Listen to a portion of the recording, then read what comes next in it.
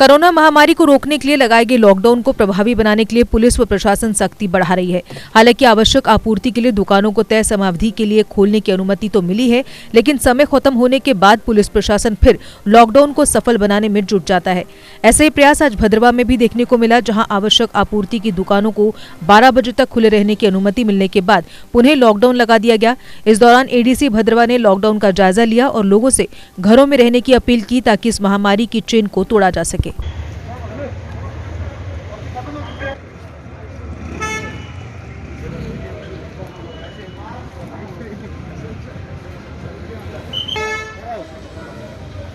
ये तो गवर्नमेंट का ऑर्डर है, ऊपर से ही ऑर्डर है कि जितनी भी सर्विसेज हैं वो सारी बंद कर दी गई हैं, सिर्फ एसेंशियल सर्विसेज रखी हैं। एसेंशियल सर्विसेज में कुछ सब्जी, मीट, दूध, कोई करियाना वगैरह रखा हुआ था, तो उसके लिए थोड़ी ढील दी हुई है कुछ टाइम के लिए सुबह। तो अब वो टाइम ख़त्म हो गया है, तो दुकानें बंद करनी थी, लेकिन कुछ दुकानें बंद नहीं थी, इसलिए हम लोग खुद भी निकले थे मार्केट में। SHO, SDPO, सारी जो टीम्स हमारी हैं वो भी मार्केट में निकली हुई है, ताकि लोगों को दुकानें बंद करवा देने के लिए। क्योंकि देखो, ईद तो बहुत अच्छी है, ईद की सब लोगों को मुबारक है हमारी तरफ से, लेकिन अगर गैदरिंग ज़्यादा हो जाएगी तो उससे तो ये कोविड और फैलेगा। इसलिए मेरी रिक्वेस्ट रहेगी लोगों से कि जो गवर्नमेंट के डायरेक्शंस हैं उनको फॉलो करें, उनको प्रॉपरली इम्पोज करने में गवर्नमेंट की ये हमारी जो एडमिनिस्ट्रेशन की मदद करें। तो यही मेरी एक अपील रहेगी लोगों के साथ। तो सर कल ईद का त्यौहार है, तो लोगों को क्या मैसेज दोगे आप ईद के त्यौहार? तो ईद की तो मैंने आपको पहले बताया कि ईद की सबसे पहले तो सभी लोगों को मुबारक है।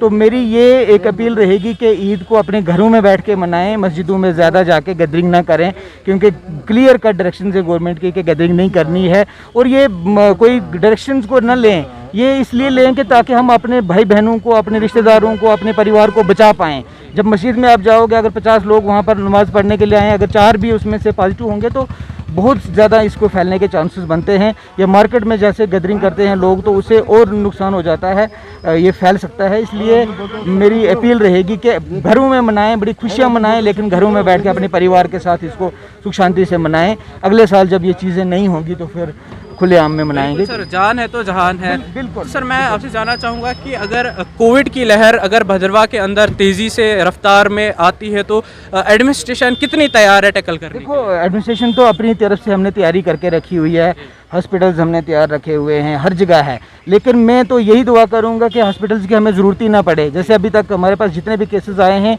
एसिम्प्टोमेटिक केसेस आए, होम आइसोलेशन में हैं। तो मैं तो यही दुआ करूंगा कि कभी ऐसी नौबत ही ना आए। लेकिन अगर ऐसी नौबत आती है तो जितने भी एज़ पर प्रोटोकॉल हमने अपने हॉस्पिटल्स को तैयार रखा। सर, पूरे भारतवर्ष में सर ऑक्सीजन के क्राइसिस देखने को मिलते हैं। क्या भद्रवा में इस तरह का, अगर कोई खुदा ना करे कि इस तरह की कंडीशन आए कि ऑक्सीजन की ज़रूरत पड़े पेशेंट्स को, तो सर कितना तैयार है? ऑक्सीजन की प्रिपरेशन कितनी है? देखो, ऑक्सीजन का प्लांट डोडा GMC में लग रहा है, तो इसलिए जिसको ज़्यादा ऑक्सीजन की ज़रूरत पड़ती है उसको हम डोडा GMC में शिफ्ट कर देते हैं। तो भद्रवा में हमारे पास लिमिटेड ही ऑक्सीजन है। मैं बोलूँगा कि बहुत ज़्यादा हमारी तैयारी है, क्योंकि जितनी कैपेसिटी है उतनी ही है। डोडा में तो प्लांट लगा हुआ है, ऑक्सीजन का प्लांट लग रहा है, वो जल्दी ही उसको लॉन्च किया जाएगा, तो वहाँ तो ऑक्सीजन प्लांट है। लेकिन यहाँ हमें सिलेंडर्स ही भरने पड़ते हैं, और लिमिटेड सिलेंडर्स होते हैं। वो अगर वैसी स्थिति आती है तो उसमें हाई फ्लो में ऑक्सीजन देना पड़ती है, बहुत ज़्यादा ऑक्सीजन चाहिए होती है।